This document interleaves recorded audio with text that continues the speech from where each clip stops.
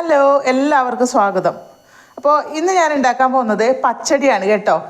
ഇതാ കുമ്പളങ്ങ പച്ചടി. അപ്പോൾ നമ്മൾക്ക് സദ്യയിൽ ഏറ്റവും ഒഴിച്ചുകൂടാൻ പറ്റാത്ത ഒരു കറിയാണല്ലോ പച്ചടി. പച്ചടികളിൽ ഏറ്റവും കേമൻ കുമ്പളങ്ങ പച്ചടിയും. അപ്പോൾ നല്ല സ്വാദിഷ്ടമായ പച്ചടി നമുക്കിന്ന് റെഡിയാക്കാം. അപ്പോൾ അതിനായി ഞാൻ ഇതുപോലുള്ള ഒരു കഷ്ണം കുമ്പളങ്ങ എടുത്തിട്ടുണ്ട്. അപ്പോൾ ഇതിന് നമ്മൾക്ക് തോല് കളഞ്ഞിട്ട് ചെറുതായി ഒന്ന് മുറിച്ചെടുക്കാം. അപ്പോൾ കുമ്പളങ്ങയെല്ലാം ഞാൻ എന്താ ഈ ഒരു രീതിക്ക് വളരെ ചെറുതായിട്ട് മുറിച്ചെടുത്തിട്ടുണ്ട്. ഇനി നമ്മൾക്ക് അതിലേക്ക് ഉപ്പിട്ട് കൊടുക്കാം. അപ്പോൾ നോക്കിയിട്ട് ഇട്ട് കൊടുത്താൽ മതി. എപ്പം പറയുന്ന പോലെ തന്നെ ഫസ്റ്റിൽ കുറച്ച് ഇട്ടിട്ട് പിന്നീട് നമുക്ക് വേണമെന്നുണ്ടെങ്കിൽ ഉപ്പ് ചേർത്ത് കൊടുക്കാം. അപ്പോൾ ഇത് നമ്മൾക്ക് അതിനാവശ്യമായ വെള്ളം കൂടെ ചേർത്ത് കൊടുക്കാം.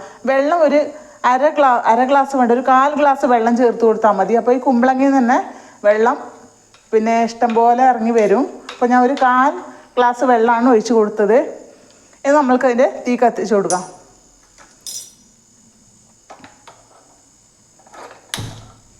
അപ്പോൾ നമുക്ക് മൂടി വെച്ചിട്ട് തന്നെ ഒന്ന് വേവിച്ചെടുക്കണം. അപ്പോൾ കുമ്പളങ്ങയൊക്കെ വേവുന്ന സമയം കൊണ്ട് നമുക്ക് അതിൻ്റെ അരപ്പ് റെഡിയാക്കാം. അതിനായി ഞാൻ എടുത്തത് ഒരു വലിയ മുറി തേങ്ങയാണ് എടുത്തത്. പിന്നെ 5-6 പച്ചമുളക് എടുത്തിട്ടുണ്ട്. പിന്നെ എടുത്തത് തൈര്.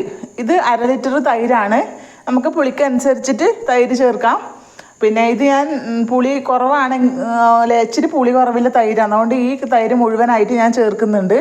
പിന്നെ തേങ്ങയൊക്കെ അരച്ച് കഴിഞ്ഞതിന് ശേഷം ഏറ്റവും ലാസ്റ്റ് ചതച്ചിടാൻ 1/4 ടീസ്പൂൺ കടുക് എടുത്തിട്ടുണ്ട്.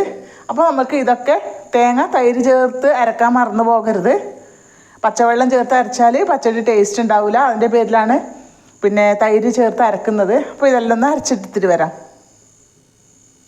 അപ്പോൾ കുമ്പളങ്ങ കഷ്ണമെല്ലാം നന്നായി വെന്ത് വന്നിട്ടുണ്ട്.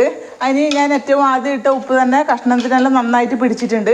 അപ്പോൾ ഇനി നമുക്ക് തൈര് ചേർക്കുന്ന സമയത്ത് പുളി കുറവാണെങ്കിൽ മാത്രം ഇട്ട് കൊടുത്താൽ മതി. അപ്പോൾ ഇതെല്ലാം ഞാനൊന്ന് ചൂടാറാൻ വെക്കാം. ചൂടാറിയതിന് ശേഷം നമ്മൾക്ക് ഇതിലേക്ക് അരപ്പ് ചേർത്ത് കൊടുക്കാം. അപ്പോൾ വേവിച്ച കുമ്പളങ്ങയെല്ലാം നന്നായി ചൂടാറി വന്നിട്ടുണ്ട്. ഇതാ കണ്ടില്ലേ, നല്ല വെന്തുടഞ്ഞ് വന്നിട്ടുണ്ട്. അപ്പോൾ ഇനി നമ്മൾക്ക് ഇതിലേക്ക് തൈരും തേങ്ങയും പച്ചമുളകും കടുകും ചേർത്ത് ചതച്ച അരപ്പ് ചേർത്ത് കൊടുക്കാം.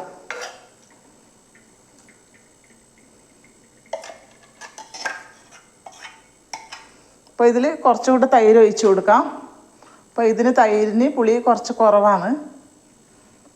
അപ്പോൾ ഇനി നമ്മൾക്ക് ഇതെല്ലാം ഒന്ന് മിക്സ് ചെയ്തെടുക്കാം. അപ്പോൾ ഇതെല്ലാം ഞാനൊന്ന് മിക്സ് ചെയ്തെടുത്തിട്ട് വരാം.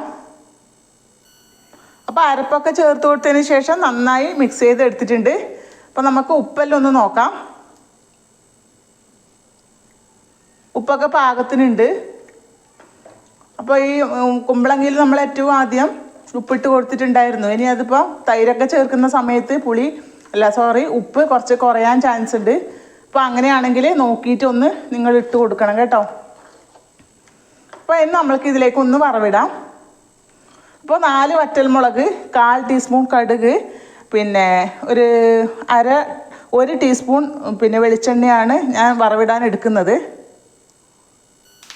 അപ്പോൾ നമുക്ക് കടുവും പറങ്കിയും വറുത്തത് നമുക്ക് പച്ചടിയിലേക്കൊന്ന് ഒഴിച്ചു കൊടുക്കാം.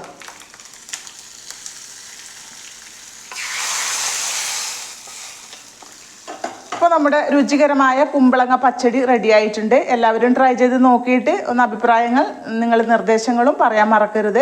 അതുപോലെ തന്നെ പിന്നെ ചാനൽ സബ്സ്ക്രൈബ് ചെയ്ത് പിന്നെ ബെല്ലൈക്കൺ എനേബിൾ ചെയ്യാനും മറന്നു പോകരുത്. അപ്പോൾ അടുത്ത വീഡിയോയിൽ വരുന്നത് വരെ എല്ലാവർക്കും ബൈ.